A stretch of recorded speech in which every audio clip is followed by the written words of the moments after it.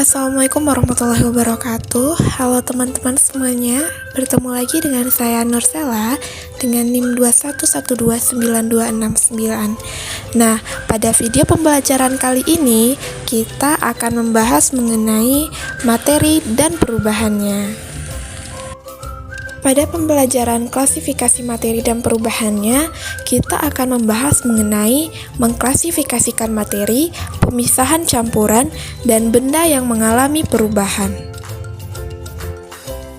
Hal yang dapat kita lakukan dalam mengklasifikasi materi yaitu yang pertama, mengamati karakteristik pada benda, kemudian yang kedua, mengamati persamaan ataupun perbedaan sifat benda, kemudian yang ketiga, mengelompokkan benda berdasarkan persamaan dan perbedaan sifat-sifatnya tadi, kemudian yang keempat, melakukan penamaan terhadap benda-benda tersebut. Berdasarkan wujudnya, materi terbagi menjadi tiga, yaitu zat padat, zat cair, dan zat gas. Zat padat contohnya seperti emas, batu, dan es batu. Kemudian zat cair contohnya seperti air, minyak, dan kecap.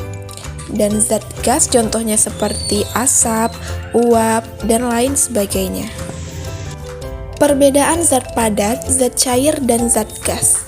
Yang pertama, bentuk zat padat tetap, sedangkan zat cair dan zat gas menyesuaikan dengan tempatnya. Yang kedua, jarak antar partikel zat padat sangat rapat, antar partikel zat cair agak renggang, sedangkan jarak antar partikel zat gas sangat renggang. Yang ketiga, partikel pada zat padat sulit bergerak, sedangkan pada partikel zat cair dapat bergerak secara terbatas, dan partikel pada zat gas dapat bergerak bebas. Unsur senyawa dan campuran. Para ahli mengemukakan bahwa unsur senyawa dan campuran dikelompokkan berdasarkan komposisi dan sifatnya. Komposisi itu terbagi menjadi zat tunggal dan zat campuran.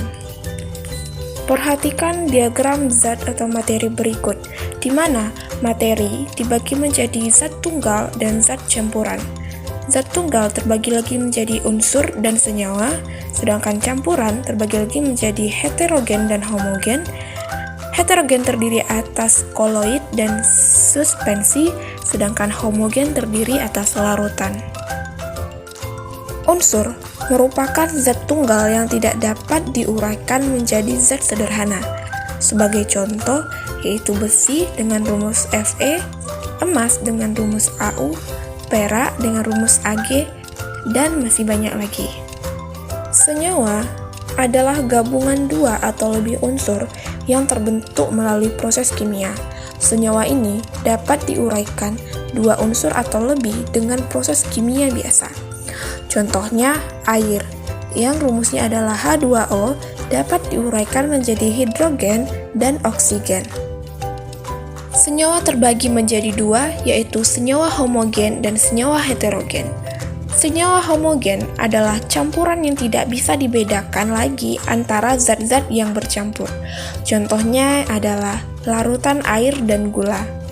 Sedangkan senyawa heterogen adalah campuran yang masih dapat dibedakan zat-zat yang tercampur. Contohnya campuran air dan minyak. Cara memisahkan campuran. Terdapat beberapa cara yang dapat kita lakukan untuk memisahkan campuran. Yang pertama yaitu penyaringan atau filtrasi.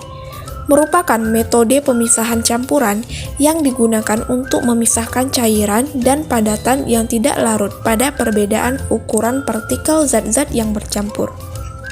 Yang kedua yaitu ada sentrifugasi. Merupakan proses yang memanfaatkan gaya sentrifugal yang sedimentasi campuran dengan menggunakan mesin sentrifuga atau pemutar.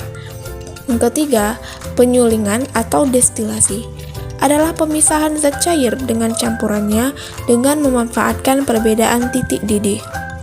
Yang keempat, kromatografi adalah metode pemisahan campuran yang didasarkan pada perbedaan kecepatan merambat antar partikel yang tercampur dalam suatu medium diam ketika dialiri satu medium gerak. Yang kelima ada sublimasi, adalah proses pemisahan campuran antara zat yang dapat menyumblim dan zat pencampurnya. Perubahan fisika dan kimia. Perubahan fisika adalah perubahan yang tidak disertai dengan terbentuknya zat baru. Contohnya, air yang membeku menjadi es, di mana es tersebut dapat mencair sebagai zat asalnya, sehingga dapat dikatakan bahwa perubahan tersebut tidak menghasilkan zat baru. Kedua, yaitu perubahan kimia. Adalah perubahan yang dapat menghasilkan atau membentuk zat baru dengan sifat kimia yang berbeda dengan zat asalnya. Ciri dari perubahan ini adalah terbentuknya zat, gas, endapan, terjadi perubahan warna dan suhu. Contohnya adalah kertas yang dibakar akan menghasilkan zat baru berupa abu dan asap. Contoh lainnya seperti besi yang berkarat. Nah, mungkin hanya sekian penjelasan pendek mengenai materi dan perubahannya. Terima kasih telah menyaksikan. Sampai jumpa lagi. Wassalamualaikum warahmatullahi wabarakatuh.